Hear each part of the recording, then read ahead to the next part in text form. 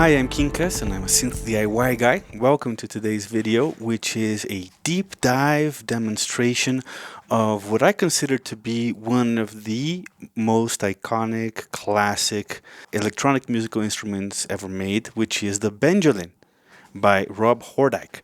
And after Later Audio were kind enough to send me their Benjolin V2. I actually have some history with the Benjolin. I built one a while ago, a standalone one based on a board by Pete Hartman. I made it with banana plugs just to be kind of a noisemaker that I could take to gigs, especially like free jazz gigs where I play bass. It would be one of my noisemakers, but now I'm really loving having this Eurorack version in my rack because I can have it more easily integrated with all of the other stuff that I have. The Benjolin is a combination of different modules, different functions, but what makes it unique is the way that these functions are normalized into each other to make it into its own instrument, make it something that you can really just start fiddling around and get a huge array of very, very unique and interesting and beautiful sounds. So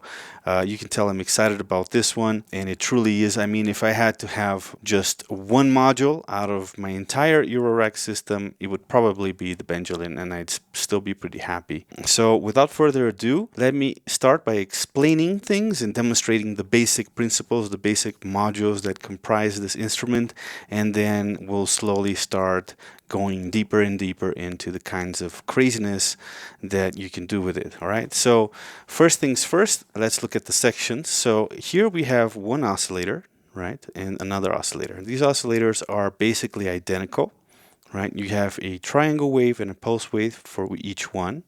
So triangle 1, pulse 1, triangle 2, pulse 2. You have CV input for pitch. These are not volt per octave oscillators. They're not meant to be used in traditional musical sense. However, already here we have an interesting normalization between them, which is if nothing is plugged into the CV pitch inputs, what you get is each oscillator modulating the other, right? So if I turn this attenuator up, I'm sending the triangle wave from this oscillator number 1 into pitch control of oscillator number 2, and vice versa. If I turn this knob up, I'm basically sending this triangle wave number 2 here to modulate the oscillator number 2, right? Now this section in the middle is called the Wrangler, which is kind of an analog shift register Turing machine like chaotic sequencer. So it's generating these voltages, and you have a couple of controls for it over here, right?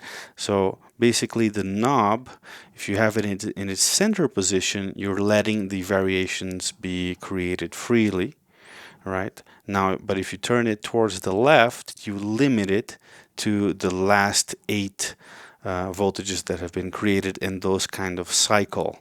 So you create a loop, so you can maybe grab a melodic section that has been generated and keep it for a while.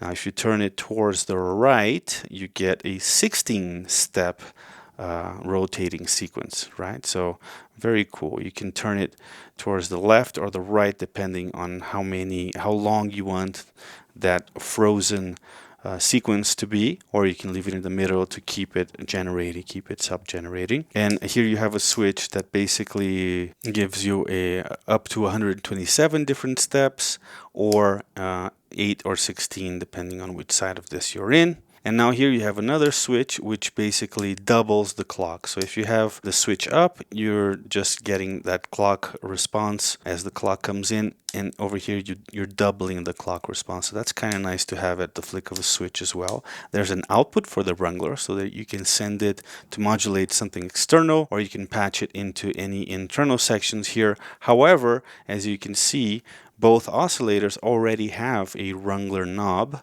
so this is also another of these clever normalizations here. You can just send the Wrangler directly to either one of the oscillators, and you can send it to the filter as well, right?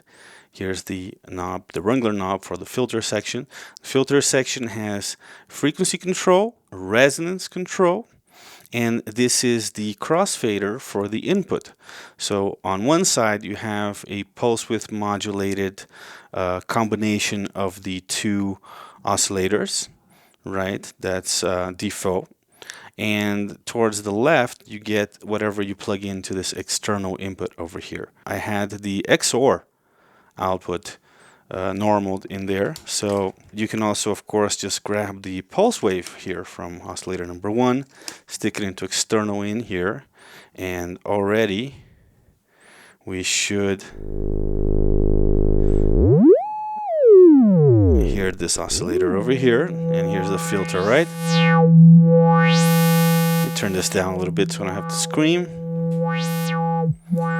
Right, and as you can see, the filter sounds amazing. It's based on the 2164 chip, I think it is. And it's unbelievably smooth and creamy and beautiful filter. It's one of my favorite features of the Benjolin. And yes, it resonates. It self-oscillates with the resonance all the way up. In fact, it's super pingable, right? So if I turn this oscillator down to sub-audio level, we're starting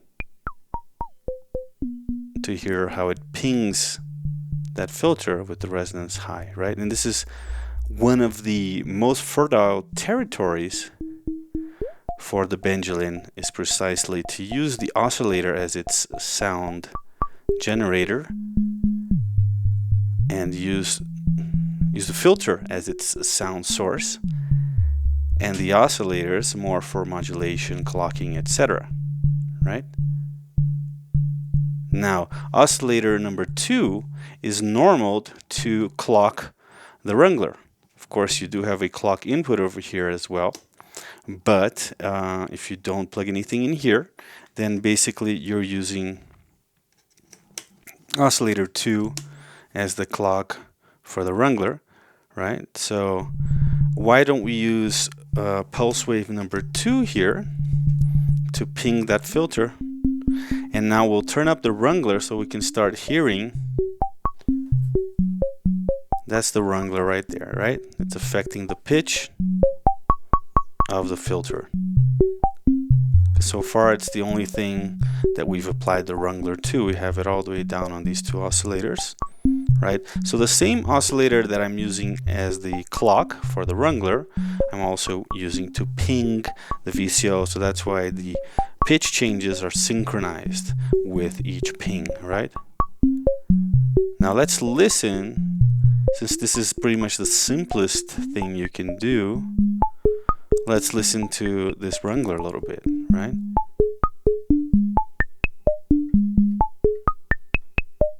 And I don't even have the Wrangler all the way up, but this is enough variation for me at the moment. Now if I turn the change knob to the left, 1, 2, 3, 4, 5, 6, 7, 8, 1, you can see that it's now frozen an 8-step sequence. So this is super cool, because it makes it much more controllable than just a random, voltage generator. You can actually make things repetitive, loop them, or not, depending on how you control it, right? If I turn the Wrangler up on oscillator 2, now we start getting a more chaotic speed clocking as well, instead of a fixed clock, right? Let's bring that back.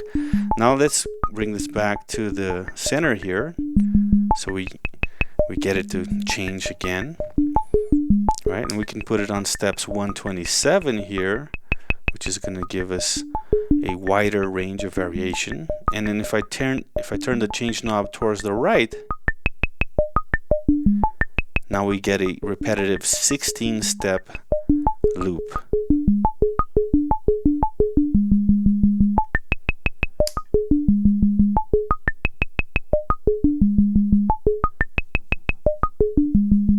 Two, 3, 4, 5, 6, 7, 8, 9, 10, 10, 10, 10, 10, 10, 10, 2, 3, 4, 5, 6, 7, 8, 9, 10, 11, 12, 5, 6, 7, right? And right now it's doubled. Now we can't really tell when I flick this switch, because if I double it here, that second change of the wrangler, we're not hearing it because we're not pinging it, because we're only doubling it for the wrangler, not doubling it for the oscillator over here. So the way we can maybe hear that is if we now use oscillator 1 to ping, right? And we can use now we can really hear the difference. See, here's the single wrangler clock response, and here it is doubled.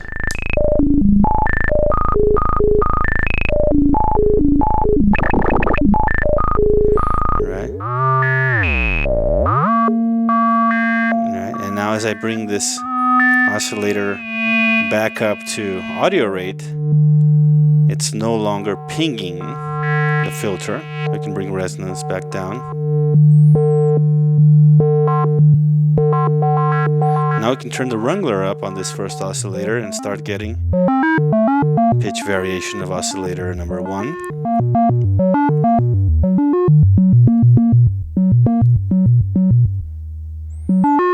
Let's make it a full variation here.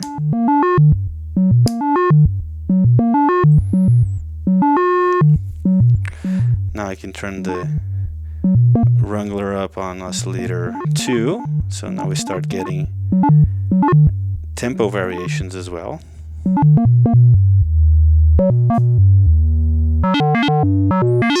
Now let's go into the pulse width modulation output here. Already we start getting some more interesting sounds, right? This is already a combined output. Now here's the XOR output. And the XOR output right now, since one of the oscillators is not in audio rate, it's giving us the kind of a pinging again. So let's bring that resonance back up. Right? And now we're getting some really beautiful and interesting Benjolin, very classic kind of a Benjolin texture here, right? And we can also cross-modulate the oscillators, get even more chaotic, right?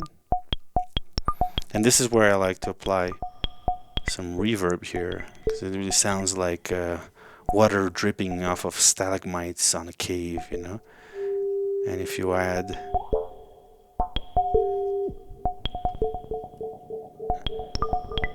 the clouds, I don't even know which algorithm I'm using on this clouds, maybe it's the delay.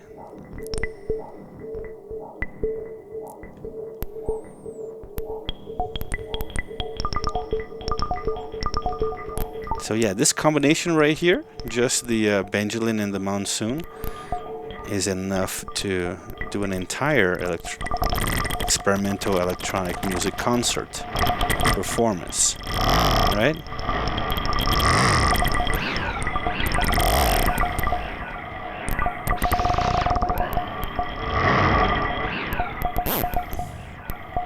Let's bring this back down, just leave a little reverb so we're not getting confused as to what is the Benjolin and what is the clouds. Here we go.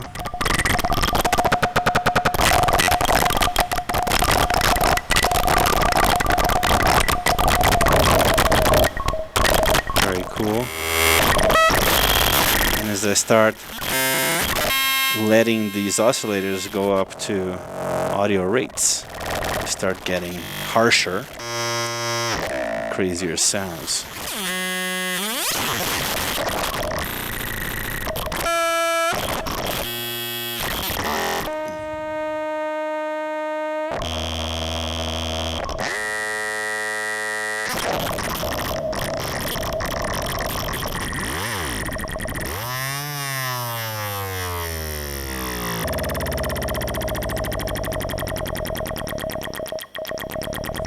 Super cool.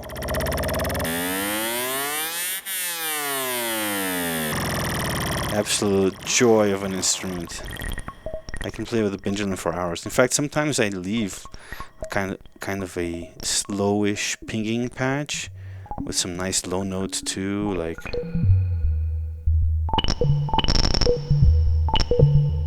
Maybe even slower.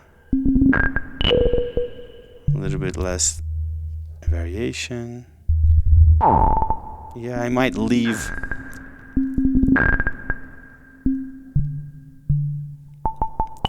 a patch like this to just existing in the studio for a while, just to establish a relaxing mood.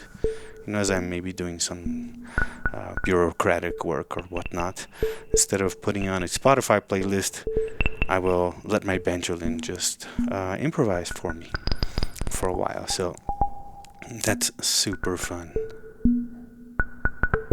Let's put it back in 127 here.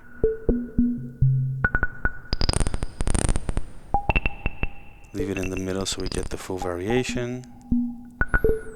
There's an input for the rate here, as well as for the clock, as well as for the number of steps.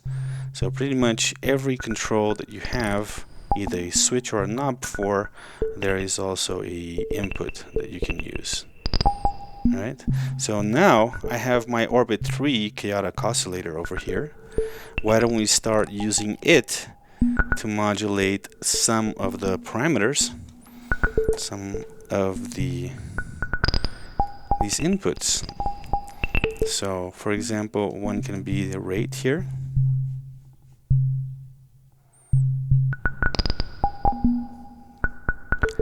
So whenever this output is blue, we get more variation. When it gets red,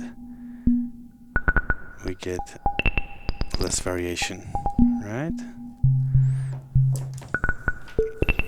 Now we can take second output here of my chaotic oscillator, and we can control the pitch of one of the Benjolin oscillators with it. And maybe we'll control the pitch of the other one with another output here. Maybe we can turn this up a little bit and let it go kind of into audio rate.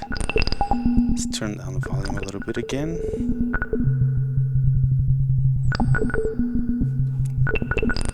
So now we're sort of substituting my hands, my manual modulation,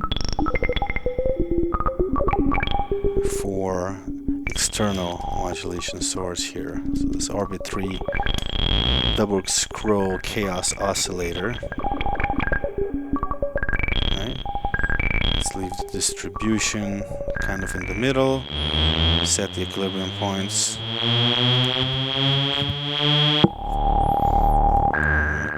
And you start hearing a lot of variation. By the way, you have high pass, band pass, and low pass outputs as well. And in fact,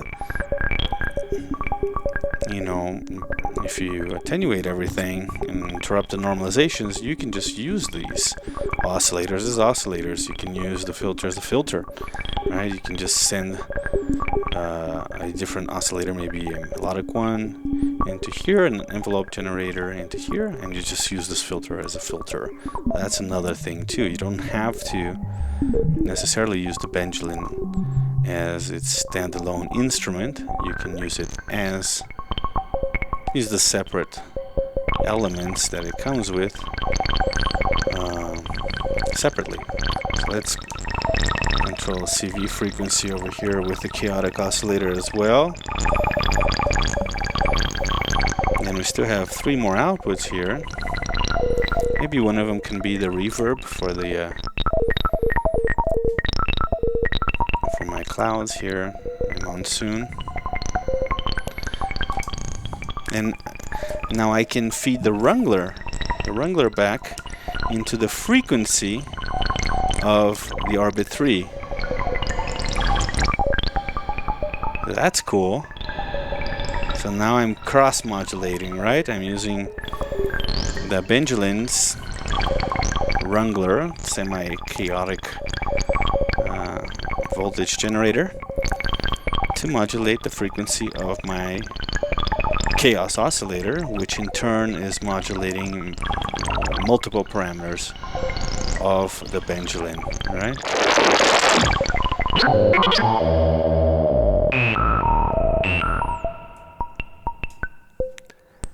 So here's the XOR input here, so now we're just pinging. We're not really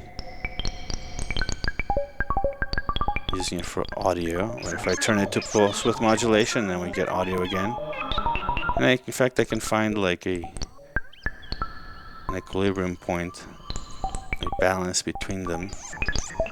You can hear some of that PWM and some of just the pinging from the XOR output. With the band pass, it sounds like this.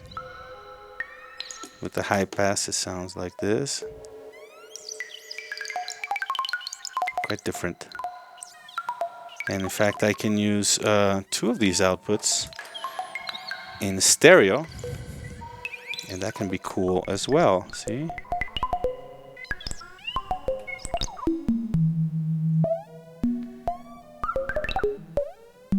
Or maybe we use the band pass instead of the high pass one.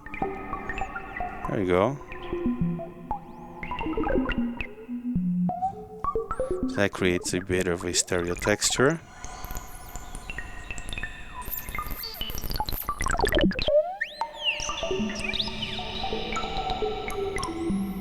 Turning up the wrangler here on some of these. Ooh, listen to that. So already this is a generative patch. It's doing a lot of stuff all on its own. Let's control maybe the number of steps here chaotically as well.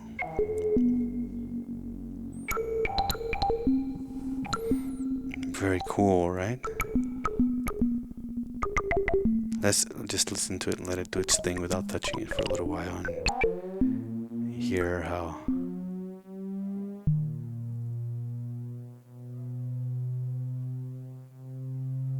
it goes into completely different sonic places or zones. Here, there we go. You get these surprises.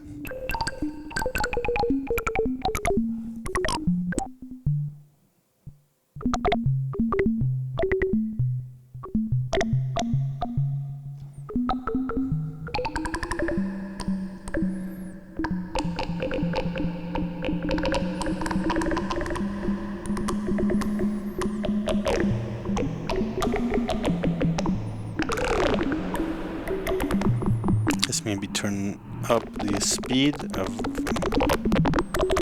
the chaotic oscillator here. Put it in tame. Let's mix in a little bit more of that PWM and bring down the reverb some.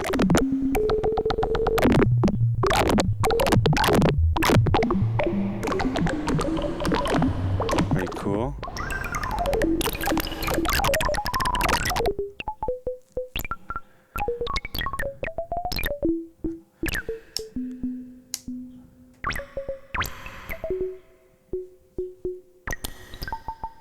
Right, now I've frozen it into a 16-step sequence, but it's still going to sound very chaotic because of all the modulation coming from orbit 3.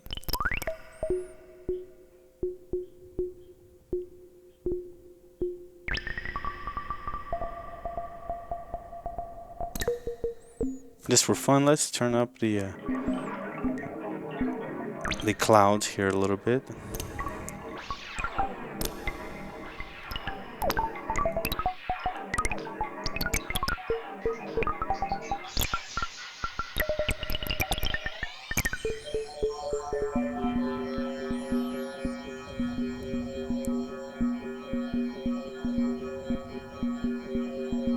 And let's let the Benjolin get out of that 16-step cycle.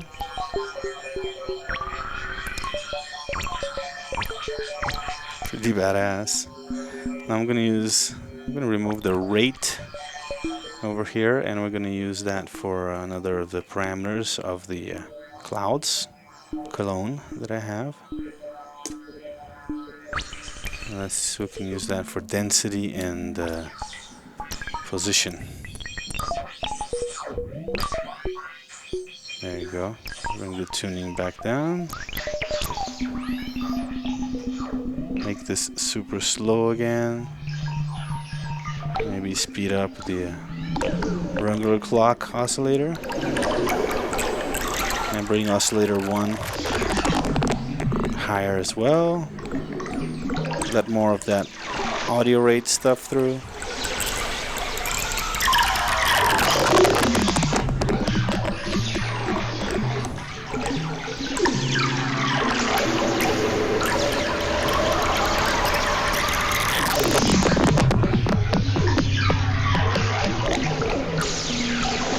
Alright. Let's turn off the clouds again. And just let the Benjolin do its thing with a bit of reverb.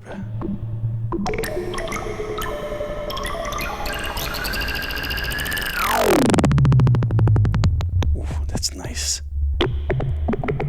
I actually like recording long jams with this thing and eventually sampling some of these sounds to use in other contexts.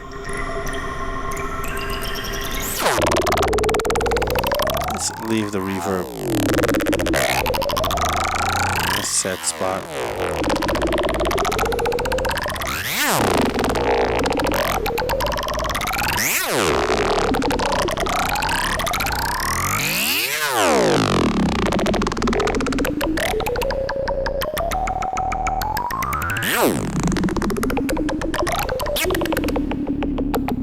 Isn't that awesome?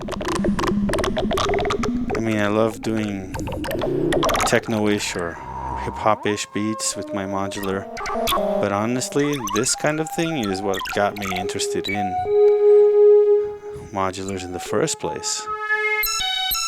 All of the possibilities of discovery that come with these ingenious devices, such as the Benjolin, and particularly the Benjolin.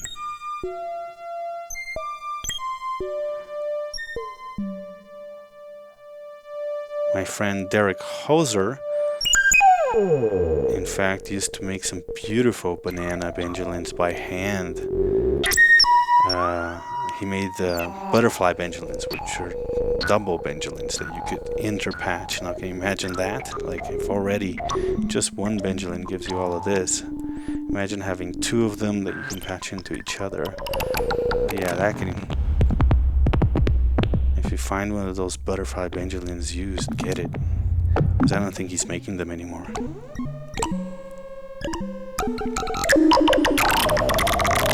Alright.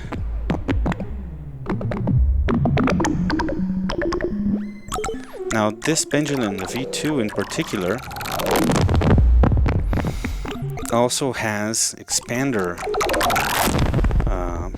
headers in the back, so that you can use some of the Turing machine expanders with it. Now personally, I haven't found the need for any of that because I'm already overwhelmed with the possibilities of the Benjolin V2 just as it is, just with what's available in the panel. So I haven't really found the need to use these expansion headers in the back. But yeah, they definitely expand the possibilities even further.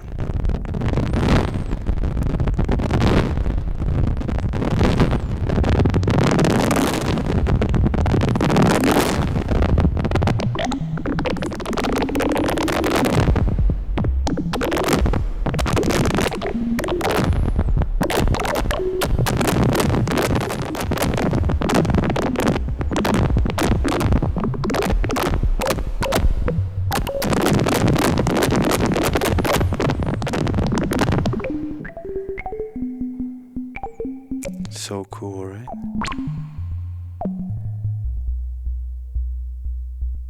Ooh, nice.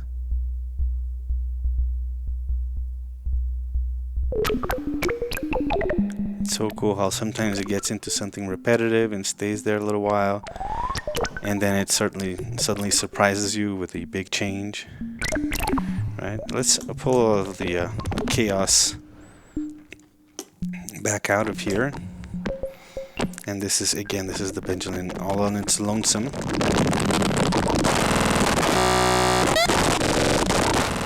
let's go into a more noisy place.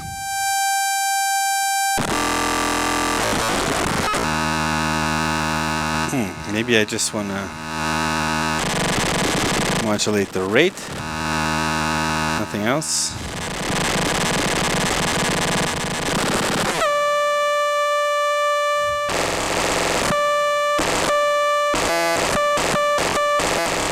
Or even modulate the rate with the wrangler itself.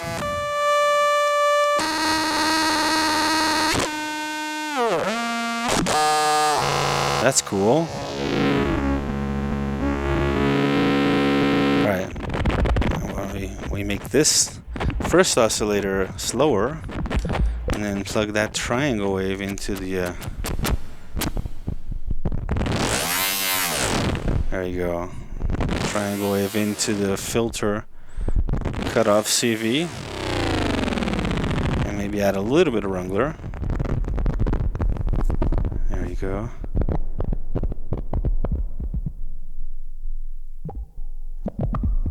Hear how that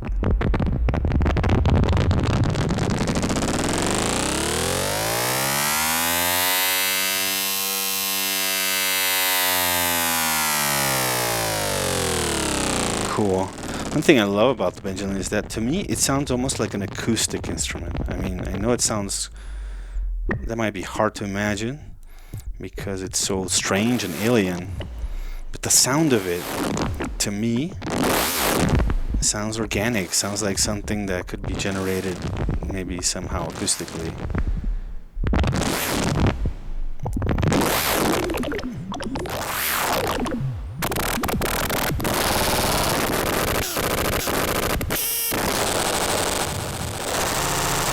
Alright. Let's get that filter pinging again. But now we're FMing the filter with oscillator number 1.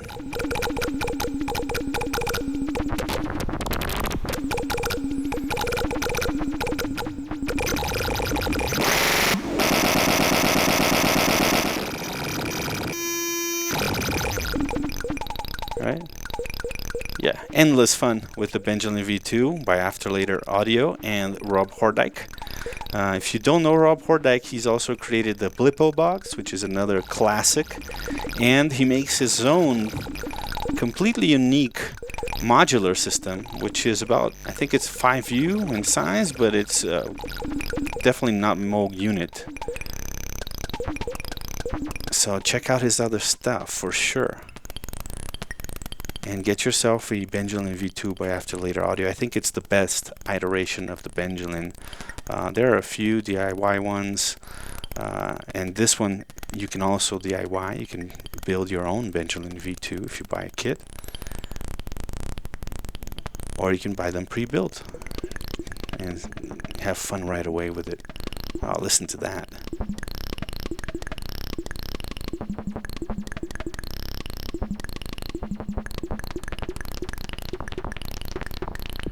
Love it. It's chaos that you can control in intuitive ways.